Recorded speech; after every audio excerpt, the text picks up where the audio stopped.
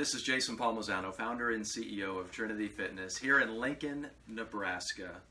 And we are at Echo Water Systems, a very successful business with two very special guys, Buzz Stutzman, Bob Wiedemeyer. And here's the question on the table. It's an interesting one. Years ago, I read a survey, and the people that were surveyed were those that had lived to be over 100 years old. And the question that they were asked was, if you can live your life over again, what would you do differently?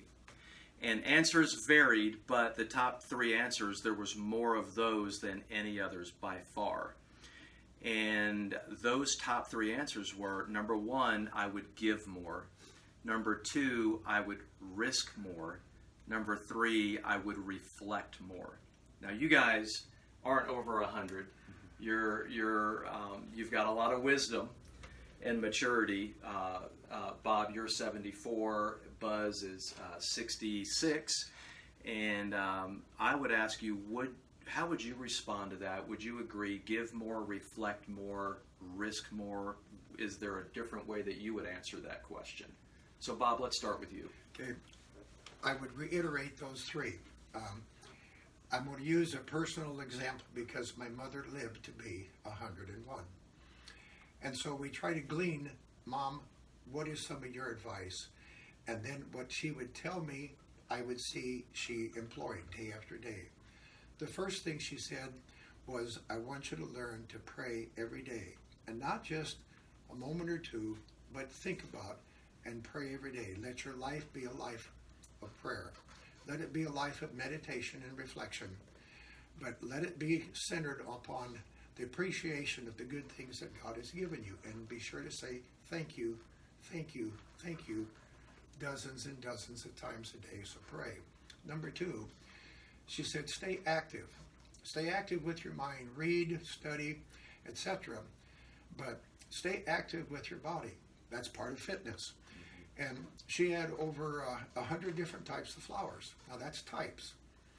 Maybe one type was a rose, and there was 25, 30 roses. And she had about 15, 20 different vegetables. And she worked with the dirt. You know, just like Adam and Eve, they were told to work with what God had just created. And I believe there's tremendous advantage to working with your hands and getting down on your hands and knees, and she would pray even as she worked with her flowers. As she would love the beauty, and she would see the bumblebees and the birds, and she would talk a lot. And Buzz isn't here a lot when I'm by myself, but I talk a lot too, and the Lord listens, okay? But that was number three. She said, talk to people, communicate, find out where they're at, what their needs are. She would write a lot of cards. At age 101, she was still handwriting any kind of seasonal greeting card. Never a typed letter. It was handwritten, and some of them were 2 and 3 and 4 pages. And my mother had very beautiful Palmer handwriting. But she would be involved with the things at church, and if there was anything that she could do, she drove until she was 98, okay, in a small community. So she was very active, but she was active in trying to communicate with people. And then the last one, she said, learn to pay attention and listen, but don't pay so much attention to everything that's going on in the world, but at least know a little bit, but pay attention to what's going on in your neighborhood. Walk around, find out what's happening, and see, is there anything that you can do to benefit your community? And so those are some things that I know that helped my mother. By the way, the very first home in the county we grew up with that ever had running water was our home. Wow. So I come from a background that had good quality water. But secondly, she went up and down stairs.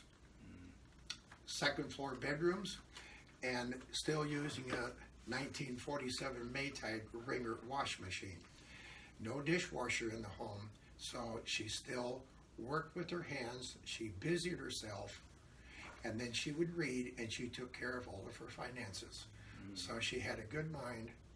She was active with her body, and she employed her spirit as far as being attentive to the Lord. So I think that, as a Trinity, is how she stayed fit. Yeah, and it reminds me that's beautiful. And what a testimony to your mom and the legacy that she's left with, for you. One of the favorite books that I've read is The Ultimate Team Player. I think it's called The Ultimate Team Player. It's written by Patrick Lencioni, and he's talking about what to look for in an employee. And it's interestingly, it's the three things that you just said. He calls it in his book, look for people that are humble, hungry, and smart. And when you talked about prayer and gratitude, that's humility. When you talked about don't be afraid of hard work, like put yourself out there, roll up your sleeves and do a good job. That's what hungry is all about. It's not being afraid to work hard. And then smart. It's not about intelligence or IQ. It's about people smarts. It's about being aware of what's going on around you and who's around you and interacting with people well. And you summed it up beautifully. So humble, hungry, smart. Buzz, would you add anything to that? Well, I was just thinking as Bob was talking that I'm a good reflector. I do reflect a lot, and you need to when you run a business. Does this work? Does that not work? What do we need to do to change this or that or the other thing? And I was thinking that probably the one thing that and business has the tendency to do this, it takes us away from family time. And my kids know the Lord, and my grandkids know the Lord, and of course that is just great in itself. But I was talking to I have lunch with my I have 2 boys and 2 girls, and my younger son that works here part-time, we get together for lunch quite often, and I was just thinking, my other son lives 100 miles away, and I said, I would hate, because I just had a friend of mine that lost his son that was the same age, and I said, I would hate to leave this life and not have the relationship with all my kids that I need to have. And so we have, we're going to try to get together and make that drive and meet somewhere in the middle just to have breakfast or something together. I think that's when you work hard, I have no regrets about working hard, but I do think it can take a toll on your family if you're not careful. You've got to be careful that your kids feel like you're there and that you care, and that your business isn't the most important thing in your life. Your wife needs to know that too. But if I fail, that's probably my biggest failure is, and I'm not saying I can't. I need to work harder at building those relationships. Man, that is so important to me. I think it's so important to us as fathers to have those relationships. Our kids know that we truly do love them. Right on. And without reflection, you wouldn't know that. You wouldn't be self-aware in that way. And I think sometimes we get so busy with the pace of life that we don't slow down long enough to reflect. And of course, there's analogies around that, like, you're climbing the ladder, but you get to the top and realize it's leaning against the wrong building, that old saying. And course correction when you're flying, the pilot's constantly course correcting, because if you're off just a little bit, by the time you get to your destination, you're going to be off by hundreds of miles. And so reflection helps prevent that. And so one of the questions I like to ask myself from time to time in life is, what about my life? If I don't change it now, I'll wind up regretting later. And it goes back to reflecting.